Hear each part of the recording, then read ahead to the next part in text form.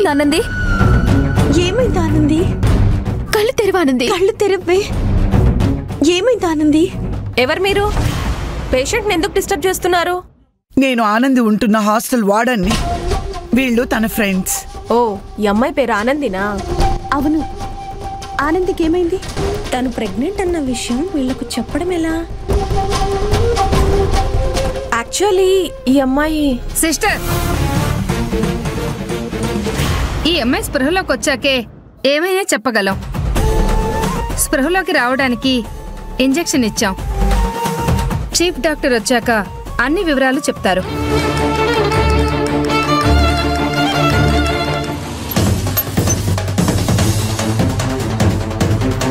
Hasan sir, Anandi హాస్పిటల్లో ఉందని warden గారు ఫోన్ చేసి చెప్పారు. అవును సార్, ఎమర్జెన్సీ వార్డులో ఉందంట. నాకు రెజీనా కాల్ చేసి చెప్పింది సార్. అవునా? పద అశ్విన్, వెళ్దాం. పదండి.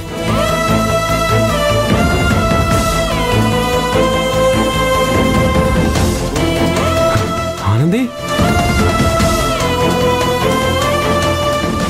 ఏమేంటి డాక్టర్ ఆనందికి? ఆనంది ఇంకా స్పృహలోకి రాకపోవడం ఏంటి? మీరు అసలు టెస్టులు చేశారా? చీఫ్ డాక్టర్ వచ్చి చెప్తారు సార్. చీఫ్ డాక్టర్ని త్వరగా రమ్మని చెప్పండి.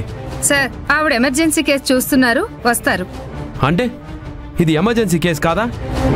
ఆవిడొచ్చి చూసేలోపు ఆనందికి ఏదైనా అయితే హూ ఇస్ రెస్పాన్సిబుల్? మ్యామ్, మనం ఆనందిని వేరే హాస్పిటల్కి షిఫ్ట్ చేద్దాం. నేను మాట్లాడతాను, పదండి.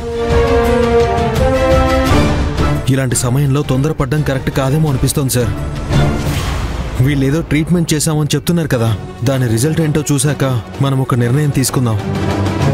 అశ్విన్ చెప్పినట్టే చేయడం మంచిదనిపిస్తుంది మహేష్. కొంచెంసేపు వెయిట్ చేసి చూద్దాం.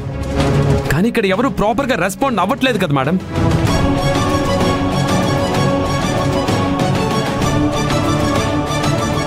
ఏంటిది? ఎమర్జెన్సీ వార్డ్ అనుకుంటున్నారా? ఇంకేమైనా అనుకుంటున్నారా? ఇంతమంది వచ్చారేంటి? ఈ మేడం గారు చీఫ్ డాక్టర్. ఏంటి మేడం, పేషెంట్ని అడ్మిట్ చేసి ఇంతసేపు అయినా అసలు పేషెంట్ కండిషన్ చెప్పరేంటి? అసలు మీరు ట్రీట్మెంట్ చేస్తారా లేదా? ట్రీట్మెంట్ చేయలేదని మీకెవరు చెప్పారు? ఇంకొక 5 నిమిషాల్లో ఈ అమ్మాయి స్పృహలోకి వస్తుంది.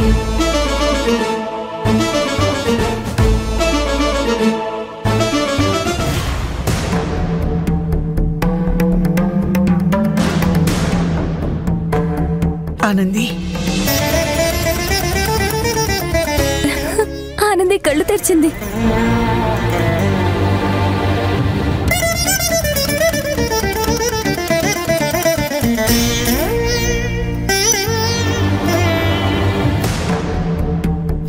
ఆనంది, ఆనంది, అసలు ఏమైంది నీకు? సైకిల్ మీద వస్తుంటే ఉన్నట్టుండి కళ్ళు తిరిగి పడిపోయాను. తర్వాత నాకేం జరిగిందో తెలియదు మేడం గారు. ఇప్పుడు ఎలా ఉంది? ఇప్పుడు బాగానే ఉంది గాయత్రి. ఆనంది, నిన్న సైకిల్ మీద వెళ్ళొద్దు అని చాలాసార్లు చెప్పాను కదా, అయినా నువ్వు ఆ సైకిల్ వదలవేంటి? నా సుందరి మంచిదే సార్, అదేం తప్పు చేసింది?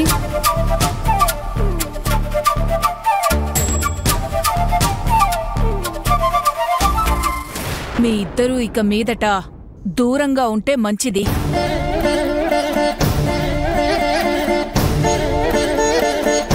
ఎందుకు నీకే ఇలా జరుగుతుంది? ఏమో, నాకేం తెలుసు. డాక్టర్, ఇప్పుడు ఆనందికి ఫుల్ బాడీ చెకప్ చేయండి. అది వద్దు సార్, నేను బాగానే ఉన్నాను. ఏం మాట్లాడుతున్నావు ఆనంది? నడి రోడ్డు మీద పడిపోయావు. అలా పడిపోయినప్పుడు స్పీడ్గా ఏదైనా వెహికల్ వచ్చుంటే ఏమై ఉండేది? మహేష్ సార్ చెప్పింది కరెక్ట్. డాక్టర్, మీరు ఆనందికి అన్ని టెస్టులు చేయండి. ఇప్పుడు అవేం చెయ్యొద్దు, నేను బాగానే ఉన్నాను. ఈ మాత్రం దానికి ఇంత టెన్షన్ పడుతున్నావేంటి ఆనంది? చెకపే కదా, చేయించుకో. ఇప్పటికే జరిగిన దానికి నా మనసంతా ఒక రకంగా ఉంది. మళ్ళీ చెకప్లు టెస్ట్లు అంటే నేను ఇంకా బాధపడాల్సి వస్తుంది. నీ మంచి కోసమే కదా చెప్తున్నారు. మీరు నాకేమైనా మంచి చేయదలిస్తే ముందు నన్ను ఇక్కడి నుంచి తీసుకువెళ్ళండి ప్లీజ్ మేడం గారు. సరే సరే, టెన్షన్ పడకు. హాస్టల్కే వెళదాం.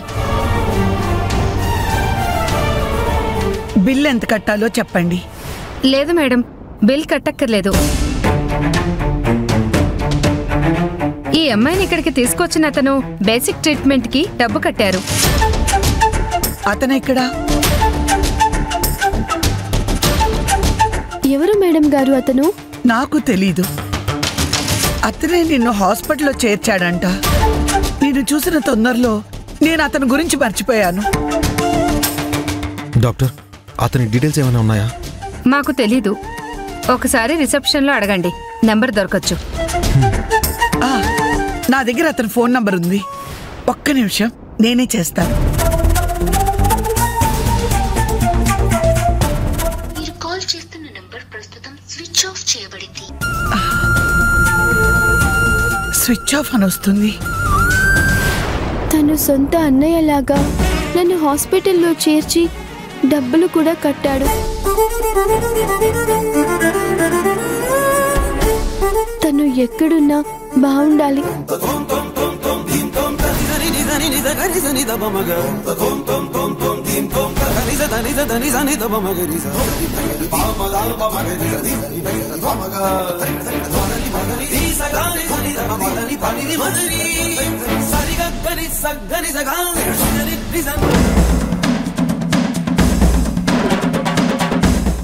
సరే డాక్టర్, మేము ఆనందిని తీసుకెళ్తాం.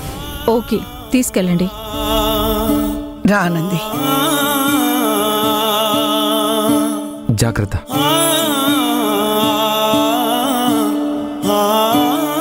రా ఆనంది.